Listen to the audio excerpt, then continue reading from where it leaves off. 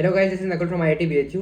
तो यार आज की ये वीडियो होने वाली है शॉर्ट नोट्स के ऊपर। इस वीडियो में हम डिस्कस करने वाले हैं कि शॉर्ट नोट्स बनाने के क्या बेनिफिट्स हैं, हमें शॉर्ट नोट्स बनाने भी चाहिए या नहीं, उन्हें बनाना वर्थ इट होता है या नहीं, और उसके अलावा शॉर्ट नोट्स कब बनाना स्टार्ट करना चाहिए, शॉर्ट नोट्स में क्या क्या इंक्लूड करना चाहिए।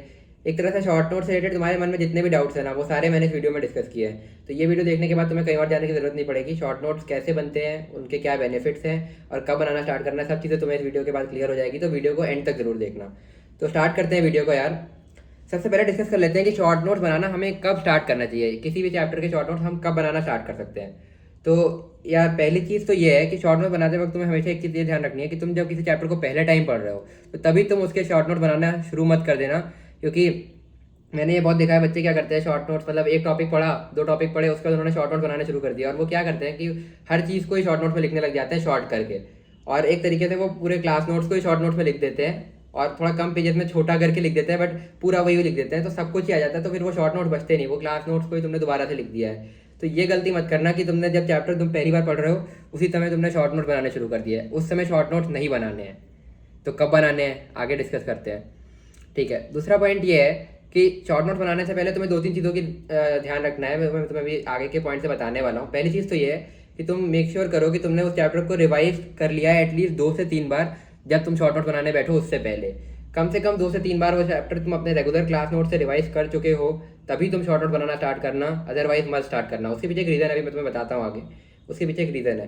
तो जो है 2 3 बार जब क्लास नोट से रिवाइज कर लो उसके बाद ही शॉर्ट नोट बनाना स्टार्ट करना है, ठीक है। तीसरा पॉइंट ये है यार कि किसी भी चैप्टर के शॉर्ट नोट बनाना स्टार्ट करने से पहले तुम्हें ये चीज़ मेक श्योर करनी है कि तुमने एटलीस्ट उस चैप्टर के 15 से 20 साल के पीवाईक्यू जेई मेन के भी और एडवांस के भी लगा लिए। इसके पीछे भी एक रीज़न है, और इतना करने के बाद ही शॉर्ट नोट बनाना स्टार्ट करना है, इससे पहले स्टार्ट नहीं करना है, ठीक है। आगे बढ़ते हैं।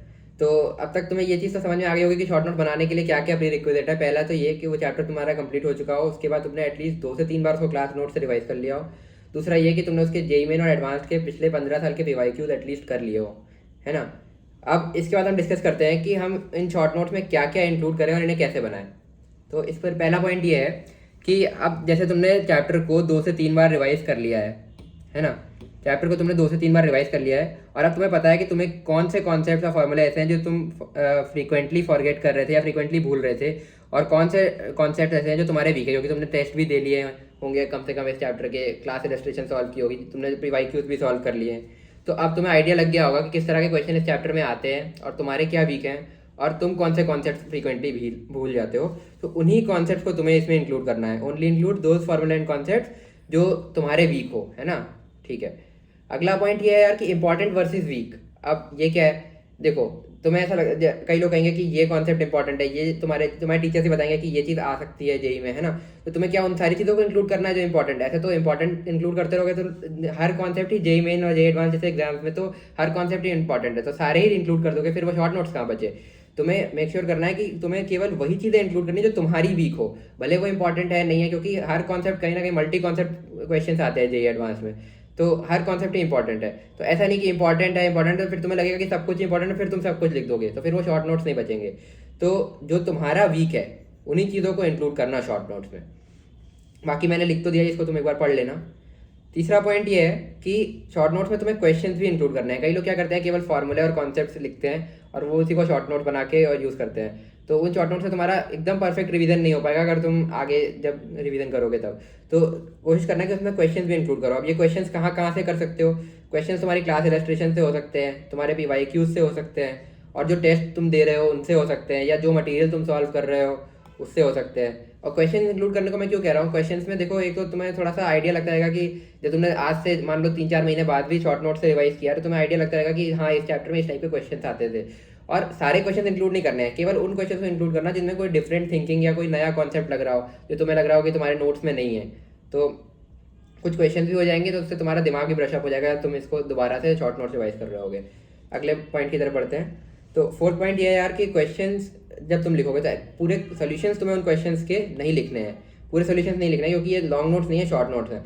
उसमें तुम्हें केवल की कॉन्सेप्ट लिखना है जो उस क्वेश्चन में लग रहा हो, और स्टेप्स लिख लेना कि हाँ इस क्वेश्चन को ऐसे ऐसे पहला हम ये करेंगे, फिर दूसरा ये स्टेप है, तीसरा ये है, और इस तरीके से। ये नहीं कि तुम उन स्टेप्स को परफॉर्म करके उस शॉर्ट नोट्स में दिखा रहे हो और पूरा उसको सॉल्व करो, फिर तो तुम्हारा एक पेज शॉर्ट नोट्स में वही खा जाएगा, तो ऐसा नहीं करना है। और जब तुम रिवाइज करोगे तो भी तुम्हें दिक्कत आएगी, तुम पूरा पढ़ोगे। इससे तुम्हें क्या होगा, क्वेश्चन देख के समझ में आएगा अच्छा इस क्वेश्चन को ऐसे सॉल्व करते हैं, इसमें ये कॉन्सेप्ट लगता है, उसके बाद हम इसमें पहले स्टेप ये करते हैं, फिर दूसरा स्टेप ये करते हैं, तीसरा स्टेप ये करते हैं, ऐसे करके। तो इसलिए पूरा सोल्यूशन नहीं लिखना, लेकिन स्टेप सारे लिखने हैं। एक अपनी लैंग्वेज में लिख सकते हो तुम, इंग्लिश हिंदी जैसे जाओ, और बस सारी चीज़ें उसमें होनी चाहिए, बट ये नहीं कि तुम पूरा सॉल्व करके दिखा रहे हो, ठीक है।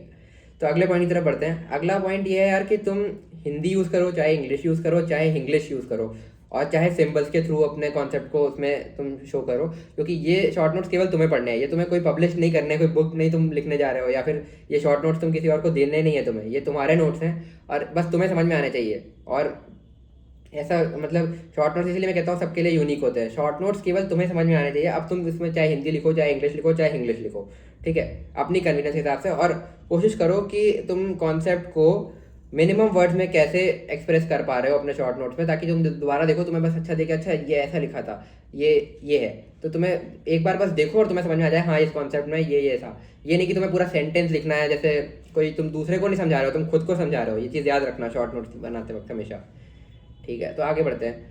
अगला पॉइंट ये है यार कि देखो तुम सिंबल्स का यूज़ कर सकते हो, डायग्राम्स का यूज़ कर सकते हो, शॉर्ट फॉर्म्स का यूज़ करो शॉर्ट नोट्स में। मतलब कोशिश ये करो कि तुम्हें लंबे लंबे सेंटेंसेस ना लिखना पड़े, क्योंकि ये शॉर्ट नोट्स हैं, और कम से कम वर्ड्स में तुम्हें कॉन्सेप्ट समझ में आ जाए। अगले पॉइंट की तरफ बढ़ते हैं। अगला पॉइंट ये है यार कि देखो ये एक ऑप्शनल चीज़ है, तुम चाहो तो कर सकते हो, बट मैंने की थी तो मुझे बहुत फ़ायदा हुआ था कि पेज को तुम्हें क्या करना है, 3 इक्वल हाफ में डिवाइड करना है, और छोटे से छोटा लिखने का कोशिश करना है, उसमें सिंबल्स इंक्लूड करने हैं और वगैरह वगैरह। अगर तुम 3 पॉइंट्स में इसको 3 हाफ में डिवाइड कर लेते हो ना, तो तुम्हारी काफ़ी स्पेस बचती है और तुम लेस स्पेस में ज़्यादा चीज़ें लिख सकते हो। जैसे मैं तुम्हें बताता हूँ मैं क्या कहना चाह रहा हूँ। जैसे तुम्हारा ये जैसे तुम्हारा ये एक A4 शीट है, ठीक है, इस तरीके से। इसको तुम क्या करोगे, ऐसे 3 हाफ में डिवाइड कर लिया। अब पहला पॉइंट यहाँ पे लिखा, फिर दूसरा पॉइंट लिखा, ऐसे करते करते आए, फिर यहाँ पे कुछ पॉइंट लिखा, फिर यहाँ पे कुछ पॉइंट लिखा, ऐसे ऐसे करते इस तरीके से तुम्हें पेज भरना है। तो ऐसे क्या होगा ना कि तुम काफ़ी स्पेस बचा पाओगे और मैक्सिमम चीज़ें उसमें लिख पाओगे। तो ये एक तरीका है जो तुम फॉलो कर सकते हो। ये ऑप्शनल है, किसी को पसंद आता है किसी को नहीं, तो मैंने तो यूज़ किया था तो इसलिए मैंने तुम्हें बता दिया। अब तुम्हारी मर्जी है इसको यूज़ करना या नहीं, लेकिन इससे स्पेस बहुत बचती है। तो अगर तुम वीडियो में एंड तक बने हुए हो यार, तो तुम्हारे लिए एक बोनस टिप है। और बोनस टिप ये है कि शॉर्ट नोट्स एक चैप्टर के कभी कंप्लीट नहीं होते, कभी कंप्लीट नहीं होते। मैं क्या कहना चाह रहा हूँ इसके सेंस में, मान लो तुमने शॉर्ट नोट्स बनाना स्टार्ट किया, तुमने सारे कॉन्सेप्ट सीख लिए, फिर तुम उसमें, लेकिन तुम उस चैप्टर को अभी 2 साल तक पढ़ोगे या 1 साल तक। जो लोग 1 साल अभी ड्रॉपर्स हैं वो 1 साल तक पढ़ेंगे। वो चैप्टर के क्वेश्चन तुम्हारे बार बार टेस्ट पेपर्स में आएंगे। उन चैप्टर्स को तुम ऐसा नहीं कि शॉर्ट नोट बना ली तो हर बार शॉर्ट नोट से रिवाइज कर रहे हैं। ट्राई करना कि तुम बीच में कम से कम मंथली एक बार तो एटलीस्ट तुम अपने क्लास नोट से भी उस चैप्टर को एक बार देख लो कि क्या क्या था। तो इसमें क्या होता है ना, जैसे मैंने तुमसे पहले बोला था कि तुम्हें केवल अपने वीक कॉन्सेप्ट लिखने हैं, सारे नहीं लिखने हैं। अब हो सकता है कुछ ऐसे कॉन्सेप्ट हो जो तुम्हें उस समय आते थे बट अब तुम भूल रहे हो, तो उनको तुम अब इंक्लूड कर सकते हो शॉर्ट नोट्स पे। कोई ऐसा फार्मूला जो अब तुम भूल जाते हो, पहले नहीं भूलते थे, तो उसको इंक्लूड कर सकते हो, या कुछ चीज़ें सब्ट्रैक्ट भी कर सकते हो। उसके अलावा जब तुम टेस्ट दोगे तो उसमें कई बार ऐसा होगा कि किसी कॉन्सेप्ट से क्वेश्चन तुमसे नहीं बने, फिर तुम उसको चेक करोगे, अगर तुम्हारे शॉर्ट नोट्स में वो नहीं है, कोई नई चीज़ है, कोई डिफरेंट चीज़ है, तो उस टेस्ट के क्वेश्चन भी तुम, और टेस्ट तो तुम लास्ट डे मतलब जेईई एडवांस के 2 दिन पहले तक भी दोगे।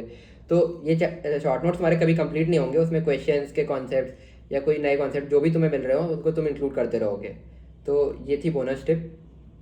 इसके अलावा एक इंपॉर्टेंट चीज़ और ध्यान रखना कि शॉर्ट नोट्स हर स्टूडेंट के यूनिक होते हैं, ठीक है। तो ये मत कोशिश करना कि मैं अपने फ्रेंड के शॉर्ट नोट्स ले लूँगा, या मार्केट में बहुत से शॉर्ट नोट्स अवेलेबल हैं, या बहुत से लोगों ने यूट्यूब पे भी अपने शॉर्ट नोट्स दिए हुए हैं, तो उन्हें मैं यूज़ कर लूँगा और मैं खुद शॉर्ट नोट्स बनाऊँगा। शॉर्ट नोट्स बनाने में कौन टाइम वेस्ट करता है। तो ये गलती मत करना, क्योंकि शॉर्ट नोट्स मैंने जैसे बताया हर आदमी के लिए, हर बंदे के लिए डिफरेंट होंगे शॉर्ट नोट्स, है ना। तो जैसे मेरे शॉर्ट नोट्स तुम्हारे किसी काम के नहीं है, तुम्हारे शॉर्ट नोट्स मेरे किसी काम के नहीं है। मान लो फिजिक्स में तुम्हारा कूलम्स लॉ वीक है और मेरा कूलम्स लॉ नहीं वीक है, तो मैंने कूलम्स लॉ नहीं लिखा, लेकिन तुम्हें अपने शॉर्ट नोट्स में वो इंक्लूड करना है। और तुम अगर मेरे शॉर्ट नोट यूज़ कर लोगे तो तुम्हारा कूलम्स लॉ हमेशा ही वीक रह जाएगा। तो ये गलती मत करना, शॉर्ट नोट्स अपने खुद के ही कोशिश करना कि बना पाओ, है ना। और अगर टाइम नहीं है तो फिर अपने क्लास नोट्स में ही तुम हाईलाइट करके यूज़ कर सकते हो, वो चीज़ अलग है, बट दूसरे के शॉर्ट नोट्स मत यूज़ करना, ये बहुत इंपॉर्टेंट है। आई होप तुम लोगों को ये वीडियो पसंद आई होगी, और अब शॉर्ट नोट से रिलेटेड तुम्हारे मन में जितने भी डाउट्स थे सब अब वैनिश हो चुके होंगे, खत्म हो चुके होंगे। तो अब तुम्हें और वीडियोस देखने की ज़रूरत नहीं है, और जितने भी पॉइंट्स मैंने वीडियो में बताया अगर तुम उनको प्रॉपरली इंप्लीमेंट करते हो तो तुम एक अच्छे शॉर्ट नोट बना पाओगे जो एंड में तुम्हारे काम आएंगे।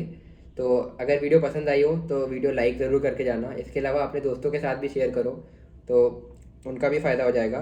और चैनल को सब्सक्राइब कर लो अगर तुमने अभी तक नहीं किया हो तो, आगे और ऐसे कंटेंट के लिए।